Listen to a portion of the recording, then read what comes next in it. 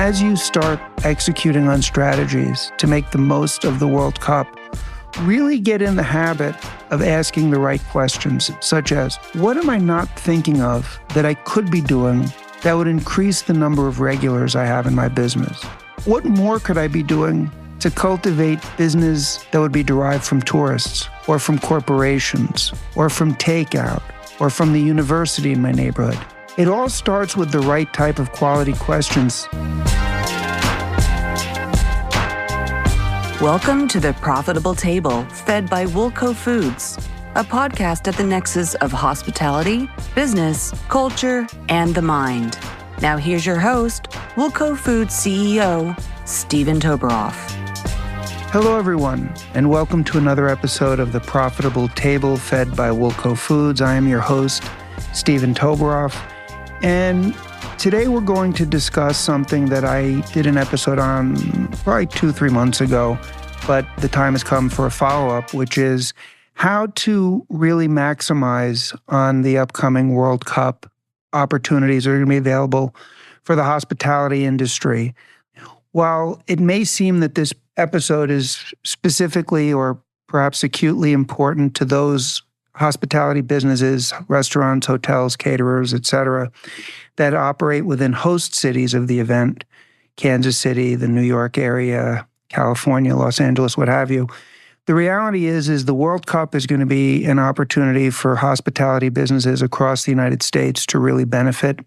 And so I think this episode and the information that's going to be contained within will be beneficial for everybody, and certainly for those businesses located in our market, which is the New York City, New Jersey market, and other host cities, as I said. So let's jump right into it because I've got quite a few points to cover. And the first is, now is the time to move from strategy to execution. I'm recording this podcast on May 6th. The advanced teams for the World Cup are already starting to make their way into the New Jersey, New York area, and I'm sure it's the case in other parts of the country.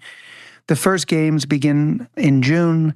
Those of you that are in host cities, you can look up the schedule and you can find it, but it's going to run from June to July. But my personal belief is that the anticipated excitement is going to start certainly in the first week of June and possibly as soon as next week or the week after. So it coincides really nicely with Memorial Day, and now's the time to start getting into execution phase. So the first thing you want to do is you want to start doing as much early promotion as you can now. So what does that mean? If you have a restaurant or you have a bar or you have a catering business or even a hotel that's not occupied yet, you want to start using social media, your email lists, local media, whatever forms of outreach that you think are appropriate to start reaching out to people now, letting them know that your venue is going to be a phenomenal place to watch the World Cup. And the thing about the World Cup is, not only is it going to generate a great deal of excitement amongst Americans who traditionally don't watch soccer, and not only is there going to be a substantial amount of tourism for people coming in to be a part of this event and to root on their respected country, but as we know, in the United States of America, we're a very diverse country. There are people from a multitude of cultures and nationalities here. And so even if they're not traveling to watch the World Cup, if you're in Newark, New Jersey, you're going to be reaching out to the Portuguese community. If you're in parts of New York, California, wherever, you're going to be reaching out to certain communities in New York City, the French community, the Italian community, what have you. So you want to start putting into play now on social media, as I say, and elsewhere, promotions. Let people know that you're going to be doing something special for the World Cup. Let them know that the World Cup is coming. Let them know that you're prepared. You want to start building buzz now. You don't want to do it the day before a game, because at that point, people will have already made other plans and other business venues will have beaten you to the punch. So that's something that I would start doing this week. The second thing I would say is you want to focus on atmosphere and fun over value for this event. There are certain events and there are certain moments in time, especially if your business is doing well and you want to leverage your fixed assets, where you want to lead with a financially viable value proposition. something that is really centered on saving your customer or your guest money, creating a value proposition. I would not lead with that strategy for the World Cup. I think that the World Cup is something where people are coming to have a great time. They're coming to experience an event that in the United States happens once every 30 or 40 years. So you want to lead with atmosphere, not value. In your social media, in the other posts, in your other communications, you want to be really highlighting why your atmosphere, whether that's the vibe of your restaurant, whether it's the menu, whether it's the cocktails you're serving, whether it's your unbelievable television and sound system, whether it may be special guests that you're bringing, whatever it is, I would strongly encourage you to focus on atmosphere and fun and building an amazing memory over value. That's certainly my thinking on this. I would also encourage you to be very much open-minded. A lot of people who listen to the podcast may say, look, I have a Michelin star French restaurant. I'm not going to be really using this event to do anything. Or my establishment is a bakery. What do I have to do with it? I would really encourage you to be open-minded because the World Cup is going to be an opportunity to garner attention. Everybody's going to be looking at this. Everybody's going to be aware of the zeitgeist, particularly if you're in a host city. So even if you think your business is not one that's going to really be directly tied into the World Cup, for example, if you have a paradigm that you're operating within that tells you that the only businesses that are going to relevantly matter here are Irish and English pubs and sports bars, I would challenge you on that. I remember the last time the World Cup played, there were restaurants all throughout New York City that were just showing the game. There were broadcasts being made on radios for outdoor seating. So to automatically close your mind and think that your venue can't benefit from this event, I think is incorrect, and I would strongly challenge you to not do that. If you're a bakery, you can have themed goods, themed preparations that you would do that are totally tied into games for people that are hosting at home. If you have a fine French or a fine Italian or German restaurant, definite Mexican restaurant that's a very high-end fine cuisine, absolutely highlight on your social media, I would suggest, and something that there's a game that night.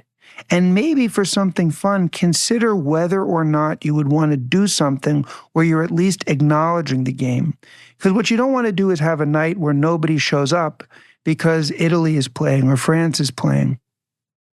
So to the extent that you can avoid that, doing something fun, even if you think your business is not automatically in alignment with a sporting event, I'm going to encourage you to be open-minded and to seek out opportunities.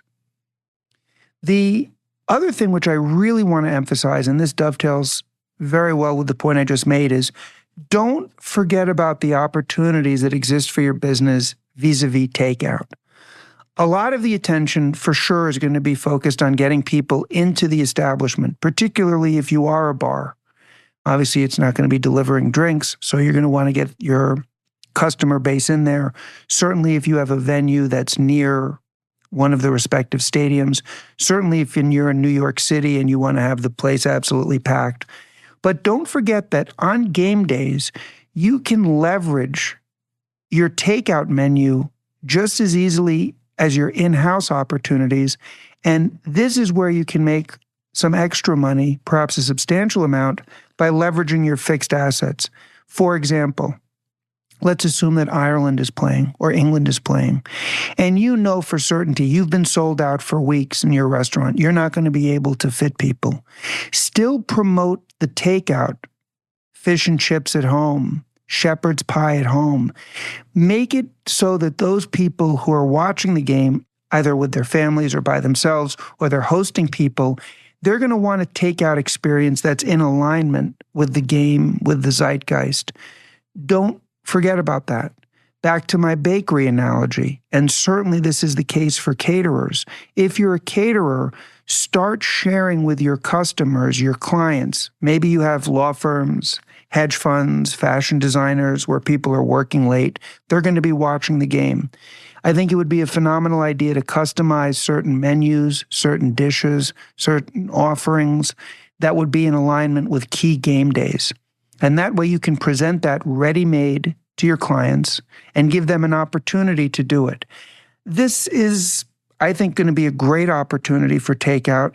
And I think it's going to be a great opportunity, quite frankly, for those restaurants and businesses that generally don't do a lot of takeout to capture market share. If England is playing Italy, I would imagine that those who are rooting for England would be inclined to get some authentic English food rather than, say, ordering up McDonald's. And if you're somebody that doesn't do a tremendous amount of takeout, this might be the time to experiment and do it, because it's going to present a phenomenal opportunity to try it, and I think people will enjoy it.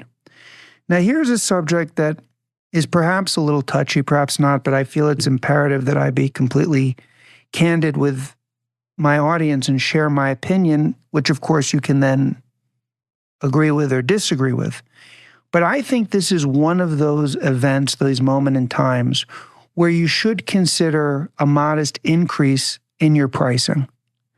Again, as I began this podcast, people are coming to the United States to watch the World Cup for an event, for something they're going to remember, okay?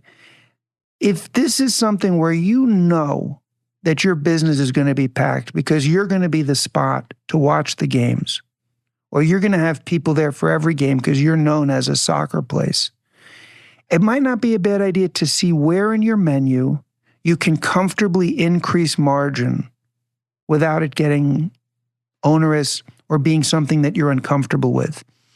This has been a very challenging several years for people in the hospitality business. People in the hospitality business have been facing pressures, if you want to go back to COVID, for the last 6 years.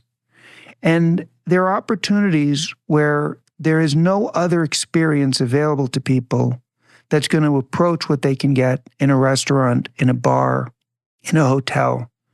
And I think that all of you have worked hard and grinded it out through the challenging times, and you deserve the financial remuneration when the opportunity presents itself. So while I'm not suggesting that this is an appropriate strategy for everybody, and it's certainly something that should be done deliberately, and it's certainly something that you can completely discount, I would really consider you to look at it as an opportunity to do that at this moment in time.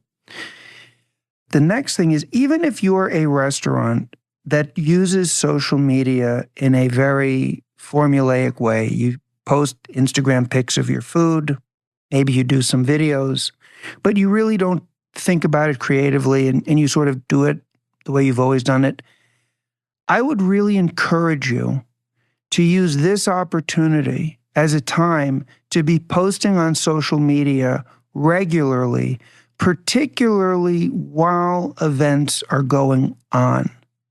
When people look at your social media post, they see great food. That's going to definitely attract certain people. But this is a moment in time where you can really show off your atmosphere, your vibe, the experience of being in your hospitality business in an authentic and an engaging way that everyone will understand. And so if you're not somebody that's used to doing that, I would strongly encourage you to consider doing that at this moment in time.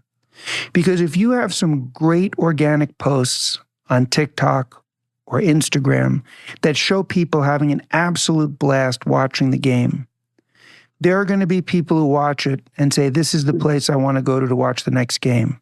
Or maybe when football season rolls around, if you're that type of establishment. And even if you're not that type of establishment, how cool is it if you're like a really nice French restaurant in the theater district that shows a bunch of your clientele chilling, drinking wine, watching France play, showing off your restaurant as a place of community, as an authentic third space. So much of what people desire and seek out from the hospitality business is just that hospitality. And I think this is a great time to highlight that. And I would do it as frequently as you possibly can. Sometimes people think, well, if I post it on social media today. I really don't want to do it tomorrow. And if I do it tomorrow, I don't want to do it 3 days in a row. I'm going to encourage you to post multiple times a day, use Instagram stories, use TikTok. I just think this is a great opportunity for it. It doesn't cost any money, and I would take advantage of it.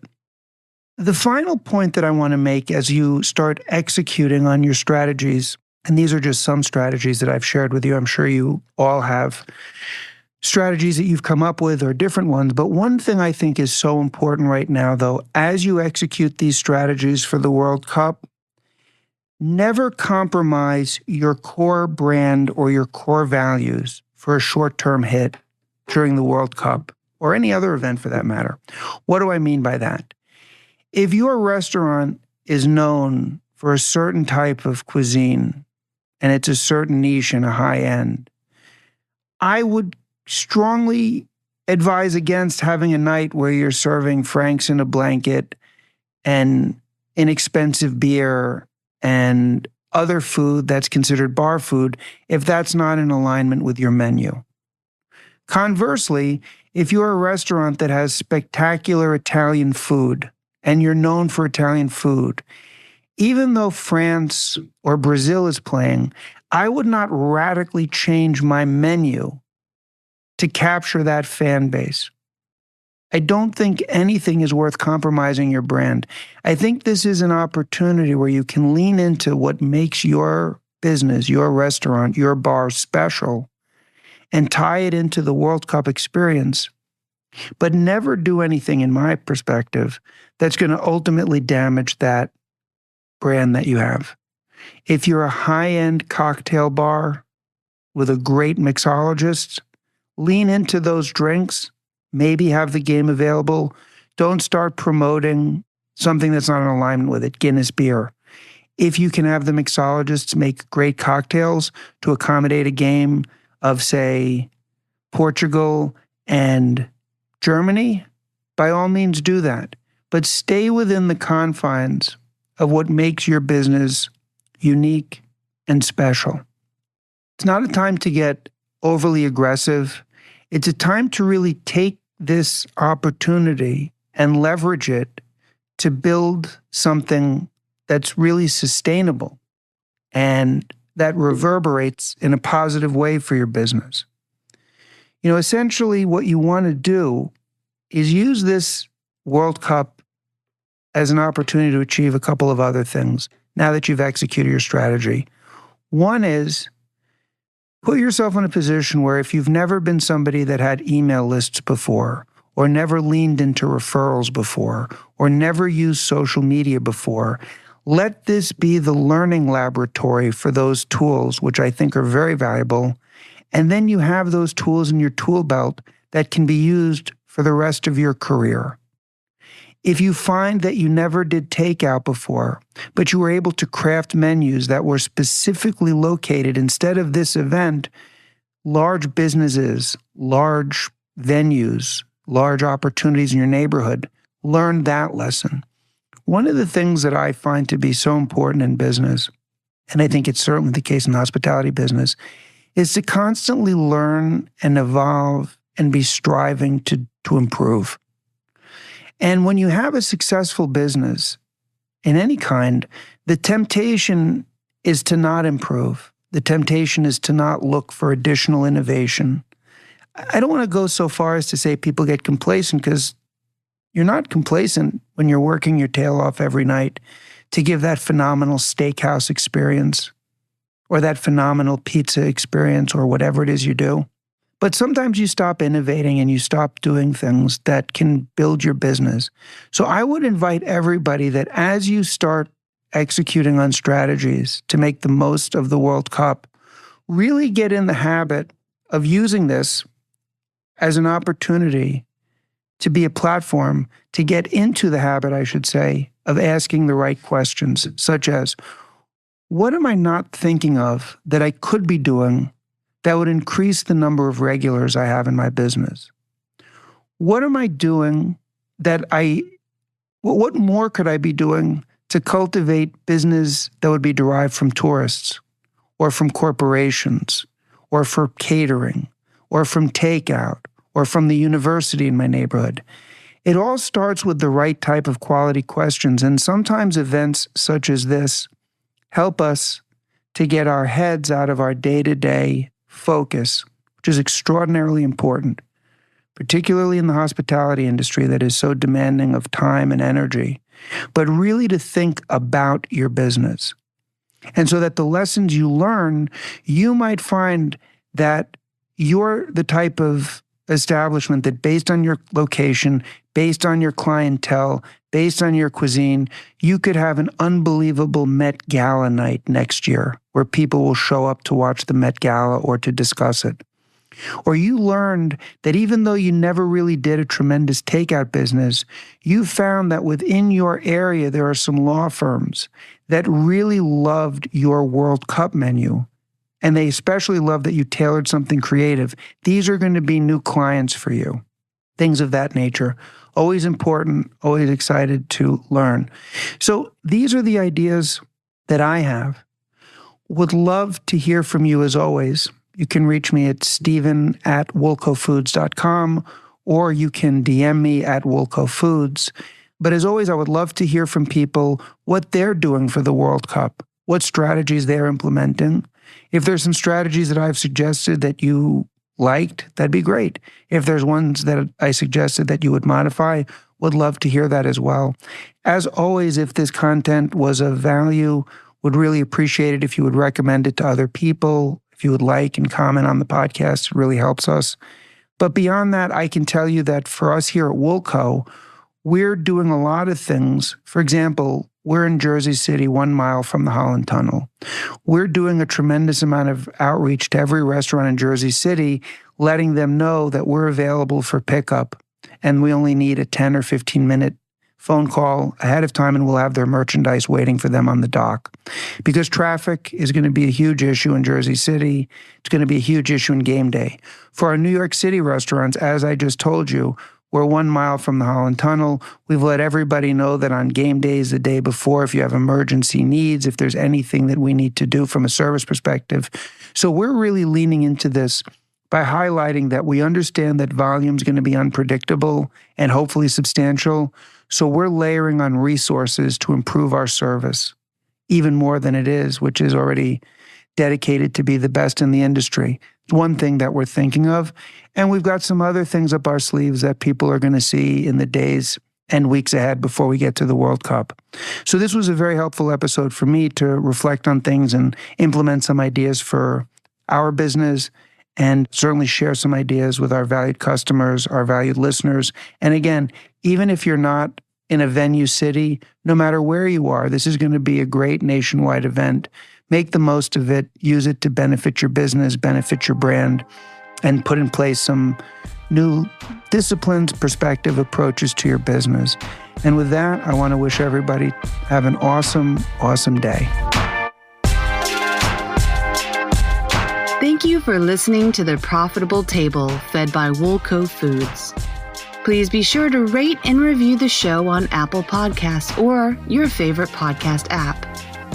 And to learn more about Woolco Foods or Steven Toberoff, please visit us at woolcofoods.net.